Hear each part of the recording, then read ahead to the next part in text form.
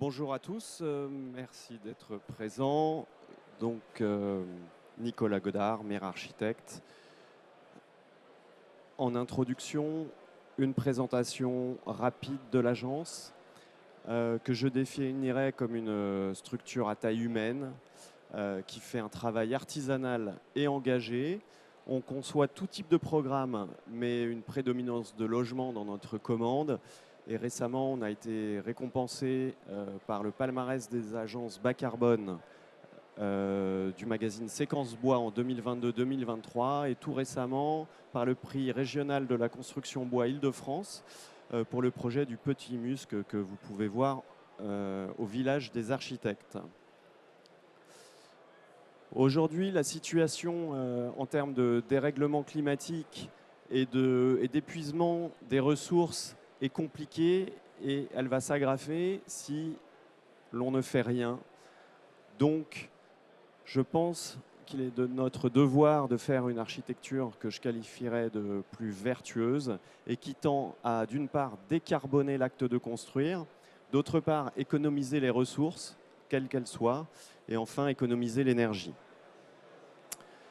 Lorsqu'on fait un projet, on commence par se raconter une histoire, et cette histoire, elle va souvent prendre sa source, notamment dans l'observation de l'existant.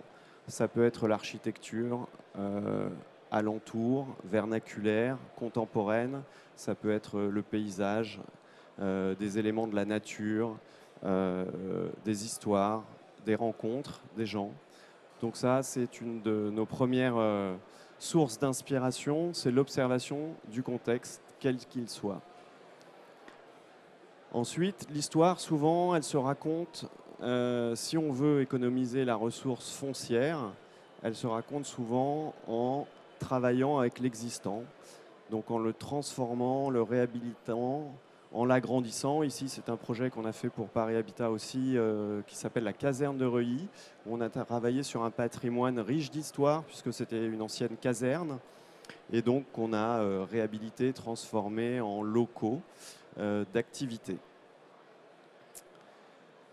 Une autre histoire qu'on aime bien se raconter, c'est quand on est sur un site, qu'est-ce qu'on a sous les pieds? Alors d'une part, c'est important pour bien fonder les bâtiments.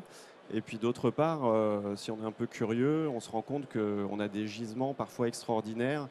Et là, c'est un projet de caserne de gendarmerie sur lequel on trouve une argile qui est de très grande qualité, donc qui va poser des problèmes en termes de retrait, de gonflement, mais qui va aussi nous servir de gisement et de matière première pour faire le mur d'enceinte de la gendarmerie qu'on va faire en béton de site à la base, à base donc de cette terre d'argile à laquelle on a ajouté un petit peu de ciment pour la stabiliser.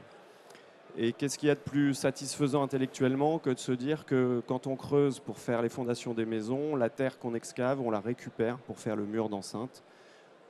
Donc pas de transport de matériaux, pas d'épuisement de la ressource, et juste un petit peu de béton pour stabiliser, renforcer le mur pour la sécurité des gendarmes. Je reviens à l'opération du Petit Musc. Dans les histoires qu'on se raconte aussi, il y a la densification, la surélévation, et là aussi, le constat et le point de départ du projet, c'est l'observation de l'existant, de retrouver ses qualités. Et ce qui est intéressant dans ces projets de réhabilitation, c'est qu'on a affaire souvent à des histoires qui existent déjà, à des matériaux qui sont qualitatifs, à un artisanat, un savoir-faire. Parfois aussi à des gens qui sont sur place, puisque là, en face, on a un immeuble qui est occupé. Et puis, quand on parle des habitants, eh bien, souvent, dans les opérations qu'on peut traiter, ils sont déjà là. Et ce qu'on leur propose aussi, c'est d'améliorer leur confort. Donc, par exemple, par une isolation par l'extérieur, encore un projet Paris Habitat de 450 logements. On requalifie les bâtiments, on les transforme, on les redessine et on apporte du confort. Et j'espère un peu de qualité dans le cadre de vie.